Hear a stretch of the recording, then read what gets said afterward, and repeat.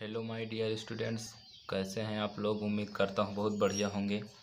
तो चलिए आज हम लोग हिंदी पढ़ते हैं। हिंदी में क्या पढ़ेंगे? हिंदी में सबसे पहले जीवन परिचय पढ़ेंगे। तो मैं आपको दिखा देता हूँ जीवन परिचय जो बोर्ड पेपर में आता है।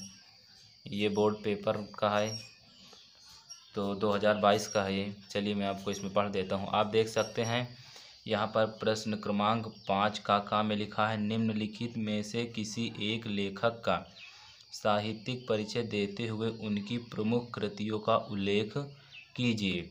अधिकतम शब्द सीमा 80 शब्द है, मतलब आपको 80 शब्दों में लिखना है।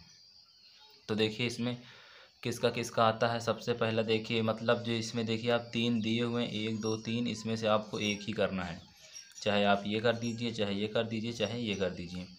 तो चलिए देखिए इसमें क्या लिखा है। सबसे पहला है डॉक्टर APJ अब्दुल कलाम, दूसरा है डॉक्टर हजारी प्रसाद द्विवेदी और तीसरा है वासुदेव शरण अग्रवाल।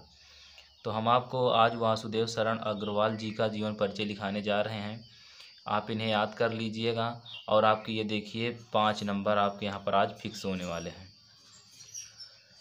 मतलब आज आपके 5 नंबर फिक्स हो जाएंगे यदि आप इसे सही से याद कर लेते हैं तो चलिए बिना टाइम वेस्ट किए हम शुरू करते हैं। तो चलिए शुरू करते हैं। यहाँ पर आप देख सकते हैं लिखा हुआ है वासुदेव शरण अग्रवाल। तो वासुदेव शरण अग्रवाल जीवन परिचय है। सबसे पहले हम देखेंगे ये यहाँ पर बॉक्स में क्या लिखा हुआ है। तो बॉक्स में लिखा हुआ है जन्म सन 1904 ईस्वी, जन्म स्थान है खेड़ा मेरठ, मृत्यु सन 1967 ईस्वी मतलब 1967 ईस्वी, शिक्षा MA PhD है, भाषा खड़ी बोली है, शैली भावात्मक शैली है। तो चलिए शुरू करते हैं। सबसे पहले आपको क्या करना है कि जो इसी तरीके से जैसे मैंने बॉक्स बनाया है इसी तरीके से आपको बॉक्स बनाकर बोर्ड पेपर में लिखना है। यदि आप बॉक्स नहीं बनाते हैं तो कोई दिक्कत नहीं है, इसमें नंबर ज़्यादा नहीं कुछ कटेंगे, इधर उधर नहीं होंगे। लेकिन आप सोचिए कि अगर आप बोर्ड पेपर में जब आप बॉक्स बना देंगे इस तरीके से, तो जो एग्जामिनर होगा कॉपी चेक करने वाला, वो सबसे पहले मैं गारंटी के साथ कह सकता हूँ कि वो सबसे पहले पूरा नहीं देखेगा। आपका जो पूरा जीवन परिचय वो नहीं देखेगा, 100% वो तुरंत पहले बॉक्स को देखेगा। और जब वो बॉक्स में देखेगा तो क्या रहेगा, जन्म सही लिखा रहेगा, जन्म स्थान सही लिखा रहेगा, मृत्यु भी सही लिखी रहेगी, शिक्षा भी सही है, भाषा शैली सब सही है। जब वो इतनी चीज़ें देख लेगा कि बच्चे ने यहाँ पर सही से लिखा है, तो मैं 100% कहता हूँ आपको 3 नंबर तुरंत दे देगा, आगे बिना देखें। और उसके बाद जब देखे आगे वो पढ़ेगा, उसके बाद जब उसे सब सही लगेगा तो आपको पूरे पूरे नंबर दे देगा। तो मतलब ये होता है बॉक्स का असर। अगर आप इसे बना देंगे तो 3 नंबर एग्जामिनर तुरंत दे देगा अगर इसमें सब सही सही लिखा रहेगा तो। और उसके बाद फिर आगे पढ़ेगा 2 नंबर तो आराम से फिर दे देगा। जब भला बताइए आप इतने थोड़े से में आपको 3 नंबर दे देगा तो आप इतना बड़ा लिखेंगे आगे उसमें 2 नंबर नहीं देगा? बिल्कुल देगा। तो इसलिए मैं तो भाई आप लोगों को सलाह देता हूँ कि बॉक्स ज़रूर बना के लिखिएगा। और यहाँ पर ये छोटी कापी है तो थोड़ा अच्छा नहीं लग रहा है।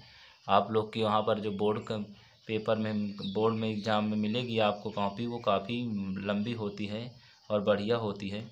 तो आप जब उसमें लिखेंगे बढ़िया से तो बहुत अच्छा लगेगा, सुंदर लगेगा और आपको नंबर मिलेंगे। तो चलिए अब शुरू करते हैं हम। हाँ, बॉक्स आप ज़रूर बना दीजिएगा, मेरी सलाह यही है। तो चलिए शुरू करते हैं। तो यहाँ पर लिखा हुआ है जीवन परिचय। डॉक्टर वासुदेव शरण अग्रवाल जी हिंदी साहित्य के प्राचीन भारतीय संस्कृति एवं पुरातत्व के मरगम्य विद्वान थे। क्या थे? मरगम्य विद्वान थे। जिनका जन्म उत्तर प्रदेश, ये यहाँ पर उत्तर प्रदेश लिखा हुआ है, जिनका जन्म उत्तर प्रदेश के मेरठ जनपद के, कहाँ पर हुआ था? उत्तर प्रदेश के मेरठ जनपद। जिनका जन्म उत्तर प्रदेश के मेरठ जनपद के खेड़ा नामक ग्राम के प्रतिष्ठित वैश्य परिवार में सन 1904 ईस्वी में हुआ था। यहाँ पर आप देख सकते हैं कि मैंने कहीं कहीं पर ब्लैक पेन का यूज किया है। यहाँ पर लिखा हुआ है मेरठ ब्लैक से है, खेड़ा में ब्लैक से है और उसके बाद सन 1904 लिखा हुआ ये भी ब्लैक से है। तो मैंने यहाँ पर सिर्फ और सिर्फ 2 ही पेनों का यूज किया है, ब्लू एंड ब्लैक। मैंने इसलिए सिर्फ 2 पेन का यूज किया है क्योंकि आप जब बोर्ड पेपर में जाएंगे पेपर देने तो वहाँ सिर्फ आपको 2 ही पेन अलाउ होती हैं, ब्लू और ब्लैक। यदि आप वहाँ पर नीली और काली या नीली और उसके बाद नीली और काली तो यूज ही करना है। यदि आप वहाँ पर पीली और हरी या और कोई अन्य रंग की पेन का यूज करेंगे तो हो सकता है एग्जामिनर आपके नंबर काट ले। तो मैं यहाँ भी सलाह दूंगा कि जैसे मैंने लिखा है काली और नीली से, आप वैसे ही लिखिएगा, ज़्यादा पेनों का उपयोग मत कीजिएगा। हाँ, स्केच वगैरह से अंडरलाइन आप कर सकते हैं, वहाँ पर कोई दिक्कत नहीं होगी, पर आप जब लिखेंगे तो सिर्फ और सिर्फ 2 ही पेन का उपयोग करेंगे। और देखिए जो मेन चीज़ें हैं, जैसे यहाँ पर मेरठ मेन चीज़ है, एग्जामिनर इसे ही देखेगा। देखिए एग्जामिनर क्या देखा है, क्या क्या देखता है, जन्म देखेगा, मृत्यु देखेगा, मम्मी माता पिता का नाम देखेगा, और उसके बाद शिक्षा उसकी देखेगा, रचनाएं देखेगा। इसी तरीके के जो मेन बिंदु हैं उन्हीं को देखेगा, और यदि आप उन्हीं को ब्लैक पेन से कर देंगे तो तुरंत उसे देख जाएगा और पिन उसे नंबर देने में और आसानी हो जाएगी और नंबर तुरंत दे देगा। तो यही मैं आपसे यही कहता हूँ कि आप भी इसी तरीके से ब्लू ब्लैक पेन का उपयोग ज़रूर कीजिएगा। तो चलिए आगे बढ़ते हैं। इनके माता पिता लखनऊ में रहते थे, अतः उनका बाल्यकाल लखनऊ में ही बीता। उन्होंने अपनी शिक्षा लखनऊ में ही प्राप्त की और बनारस हिंदू विश्वविद्यालय से बीए तथा लखनऊ विश्वविद्यालय से एमए की परीक्षा उत्तीर्ण की। क्या की? बनारस हिंदू विश्वविद्यालय से बीए तथा लखनऊ विश्वविद्यालय से एमए की परीक्षा उत्तीर्ण की। उसके बाद फिर क्या लिखा हुआ है, इसी विश्वविद्यालय में इन्होंने पाणिनिकालीन भारत नामक शोध प्रबंध प्रस्तुत किया। क्या किया? देखिए आप यहाँ पर पाणिनिकालीन भारत नामक शोध, तो क्या किया, इसी विश्वविद्यालय में इन्होंने पाणिनिकालीन यहाँ पर भारण लिखा हुआ है, इसे भारत होना चाहिए, तो मैं लिख देता हूँ यहाँ पर भारत नामक शोध प्रबंध प्रस्तुत किया। इनकी रुचि वास्तव में अध्ययन और पुरातत्व में थी और इन्होंने पीएचडी की उपाधि प्राप्त की। बाद में इन्होंने डीलिट की उपाधि भी लखनऊ विश्वविद्यालय से प्राप्त की। वे केंद्रीय सरकार के विभाग के अध्यक्ष एवं आचार्य रहे तथा आगे देखते हैं, आचार्य रहे तथा दिल्ली के राष्ट्रीय संग्रहालय के अध्यक्ष भी थे। वैदिक साहित्य, दर्शन, पुराण के अन्वेषक, हिंदी साहित्य एवं पुरातत्व के ज्ञाता इस विद्वान ने सन 1967 अर्थात 1967 ईस्वी में इस नश्वर संसार, यहाँ पर संसार लिखा हुआ है, संसार को छोड़ दिया अर्थात इनकी मृत्यु हो गई। यहाँ पर क्या हुई? अर्थात इनकी मृत्यु हो गई। मृत्यु कब हुई? 1967 ईस्वी में। तो चलिए अब इसके बाद हम इनकी कुछ रचनाएं देख लेते हैं।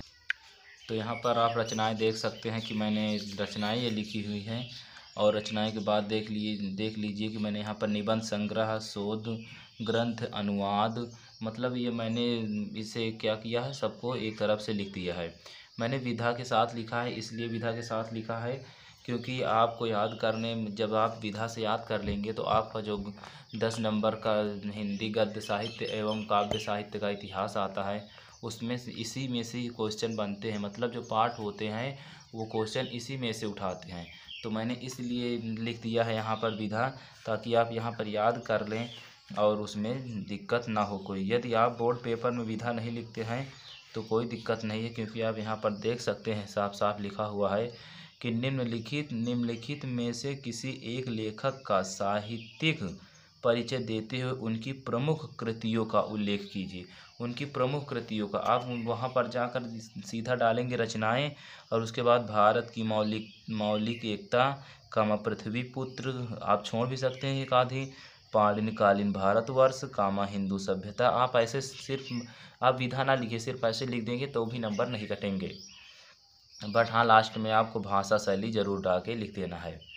तो आप फिलहाल अगर आपको याद रहे तो आप इसी तरह लिख दीजिएगा, क्योंकि हमें पूरे नंबर पाने हैं, 5 में 5, एक भी नहीं छोड़ना है। अगर आप ऐसे लिखते हैं तो हो सकता है एक आधा नंबर काट ले, पर उम्मीद है कि काटेगा नहीं एग्जामिनर, क्योंकि जब क्वेश्चन पेपर में साफ साफ कहा है कि इस प्रमुख रचनाओं का उल्लेख कीजिए, तो आप 2-3 लिख दीजिए बस, लेकिन अगर आपको याद है तो लिखिएगा ज़रूर।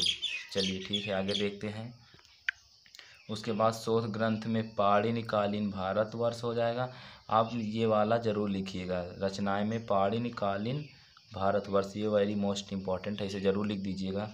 उसके बाद अनुवाद है हिंदी सभ्यता और भाषा है शुद्ध साहित्यिक खड़ी बोली, शैली है भावात्मक शैली।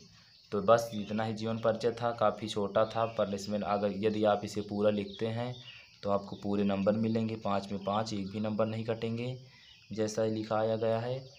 और आप यदि थोड़ा बड़ा और अपनी तरफ से कुछ लिखना चाहें तो आप वहाँ पर लिख सकते हैं, इसमें कोई दिक्कत नहीं होगी। तो उम्मीद करता हूँ आप लोगों को बहुत बढ़िया लगा होगा ये। यदि बढ़िया लगा तो आप आगे से शेयर कर दीजिएगा और हमारे चैनल को सब्सक्राइब कर दीजिएगा। जैसा कि मैंने बताया है कि सिर्फ़ और सिर्फ मैं 3 जीवन परिचय गद्य एवं काव्य दोनों में लिखाऊँगा, जिसमें से पूरा फंस जाएगा। तो आप इस मौका का लाभ उठाइए और ज़रूर से ज़रूर बने रहिए, सब्सक्राइब कर दीजिएगा हमारे चैनल को, जिससे कि आप लोग के पास तुरंत नोटिफिकेशन पहुँचे। चलिए मिलते हैं अगले वीडियो में, तब तक के लिए जय हिंद जय भारत।